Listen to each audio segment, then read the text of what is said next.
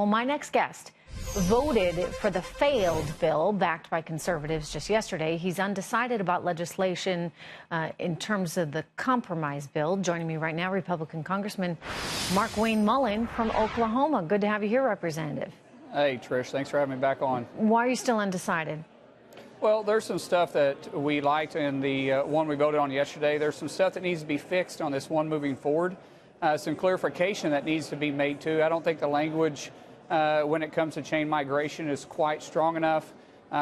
When we're starting to talk about the funding of the wall, we do talk about the appropriations, that we're going to appropriate it, but we don't talk about where it's going to be, and then how do we make sure that the dollars don't get taken out in future Congresses. But that's all stuff that can be worked out. The fact is, we're wanting to move forward with immigration. The Democrats, they're not wanting to work with us. All they're wanting to do is talk about it. Why is that? I mean, why don't they want to move forward with it? Do you think that, I mean, I hate to be a cynic, but I'm just wondering if there's a political motivation here. In other words, they don't necessarily want the Republicans to get credit for immigration reform?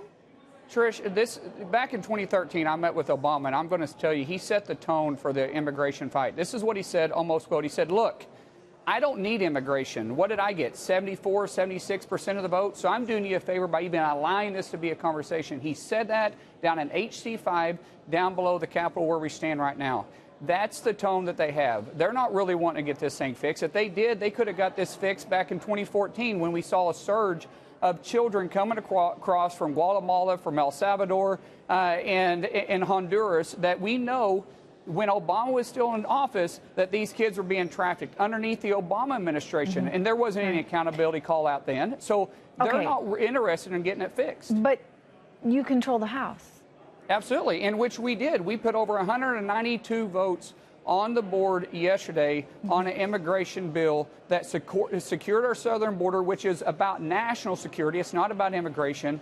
And it's about getting the DACA recipients legally here, making them legal status and allowing them to have a path to move forward if one day they wanted to become citizens. That was a compromise bill at that time. Not one Democrat voted for it. Yet they want to yell at us and say, what are we doing? But do you really need them at this point? I mean, if you could get the Republicans in line, then you could say, okay, sayonara to the Dems. Trish, there is a huge difference between a Republican in Oklahoma and a Republican in New York. We see that even with our good friend Charlie Dent. There's a big difference between a Republican in Oklahoma than there is in California. Well, now you're getting at something. You got kind of a problem then, right, within the Republican Party because everybody's splintered off in these different directions.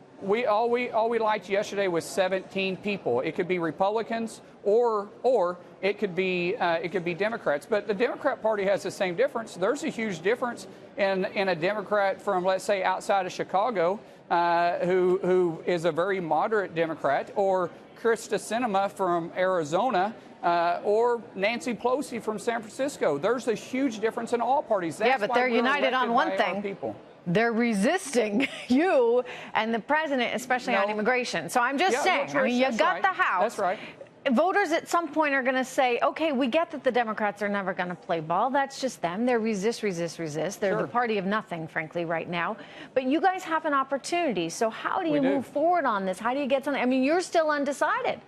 Well, that's what we're doing right now. Yesterday, we were in conference for almost 2 hours, actually like 2.5 hours, talking about a path forward. We pumped the brakes on taking the vote yesterday. We was going to postpone it today, but we decided that we still need to talk. We are doing everything we can in the House to move forward. As a deputy whip, we are doing everything we can to talk to individuals and to work things out. And listen, as a deputy whip, I still have to consider what's the best path forward. I like the bill we voted on yesterday. I don't disagree with my colleague from Ohio, Congressman Jordan. But at the same time, if that's not the bill we can get done, then this compromise version, which we're working on right now, might be the path forward. But, you know, at the same time, well, hopefully we can do something next week. Even if we can't do anything next week, I agree with what President Trump said. If we can't get this thing forward, if the Democrats aren't wanting to work on an issue they seem to be so passionate about, then let's make sure we get enough people in this red wave that's coming in November to get our bill through.